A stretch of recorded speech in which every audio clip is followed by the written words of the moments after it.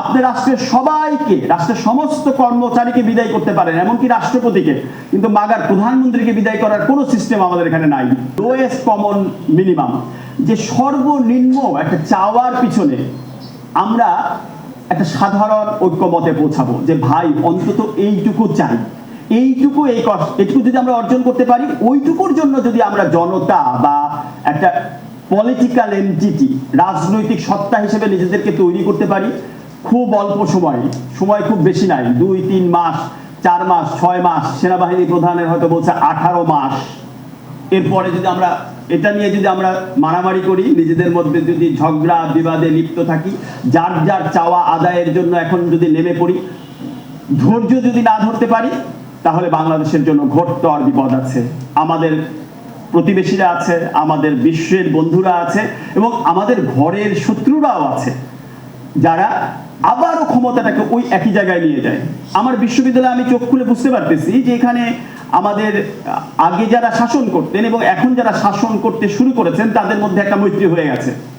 সর্বত্র তাই হবে এবং ঠিক আগের মতোই চলবে। তো এত যে রক্ত দিই আমরা 10 বছর 15 বছর পর পর, সেই রক্তের জন্য যদি একটা কি বলে, রক্তের প্রতি যদি আমরা সুবিচার করতে চাই, যদি সত্যি আমরা শহীদদের সম্মান রক্ষার জন্য দৃঢ়পণ থাকি, তাহলে আমাদের অন্তত ন্যূনতম কিছু আদায় করে নিতে হবে এবং সেটাকে রক্ষা করতে হবে। এখন আপনারা ভেবে দেখেন যে সেই ন্যূনতম জিনিসটা কি হতে পারে। আমরা রাজনৈতিক কি বলে যে পলিটিক্যাল ইডিওলজিক্যাল, যেটাকে বলে আদর্শিক ঝগড়া করব, আদর্শ কেমন হবে, পতাকা কেমন হবে, গান কেমন হবে, আদর্শিক ঝড়ক, সাংস্কৃতিক ঝগড়াও হয়তো আমরা করব, সেটাও দরকার আছে। কিন্তু এই মুহূর্তে কি দরকার দেখেন, সরকার ফেলে দিতে ঐক্যবদ্ধ হওয়া দরকার ছিল। আমরা যখন রাজনীতি ভোটে দাঁড়াবো, তখন আবার আমরা পরস্পরের কথা বলবো, কিন্তু ভোটটা পাওয়ার আগ পর্যন্ত ভোটটা কি হবে এইটা নিশ্চিত করার জন্য আমাদের একটা জায়গায় এসে দাঁড়াতে হবে। আমাদের যেটা বলছিলাম শুরুতেই, যে এই যে আমরা আমাদের হিস্সাটা পাই না, আদায় করে নিতে পারি না, সেই লোয়েস্ট হিস্সাটা কি? 5 বছর পর পরে সরকারকে বদলে ফেলার হিস্সা, যে আমি অন্তত 5 বছর পরে আমাকে যে শাসন করতে দিছিলাম তাকে বদলে ফেলবো। আমাদের সবার স্বার্থ আছে, সবার হিস্সা আছে, সেই হিস্সাটা আদায় করার জন্য নির্বাচন বা ইলেকশন যাই বলি, সেইটা হওয়ার একটা নিয়ম নীতি। আমাদের যে ক্ষমতা যে হস্তান্তরিত হবে এক দল থেকে আরেক দলে বা একজনের হাত থেকে আরেক জনে, সেইটা নিয়ে যদি আমরা একটা নিশ্চিত জায়গায় পৌঁছতে পারি যে ভাই মারামারি করব না, আমরা একটা 5 বছর পর পর একটা সুষ্ঠু ভোট হবে, সেই ভোটের মধ্যে সরকারটা বদলে যাবে। আমরা যদি এটুকু নিশ্চিত করতে পারি যে আমাদের প্রধানমন্ত্রী ভাই এই 5 বারের প্রধানমন্ত্রী, 4 বারে 3 বারের প্রধানমন্ত্রী, এরকম গর্বটর্ব আমরা করব না। একবার প্রধানমন্ত্রী হলে আরেকবার বিরতি দিয়ে ম্যাক্সিমাম 2 বার তিনি প্রধানমন্ত্রী হতে পারবেন। এইরকম কমন কিছু জায়গা আমরা যদি মনে করতে পারি যে সংবিধানে এমপিরা নির্বাচিত হয়, দেখেন বাংলাদেশের সমস্ত ক্ষমতা এক জায়গায় কুক্ষিগত আমরা বলি প্রধানমন্ত্রী।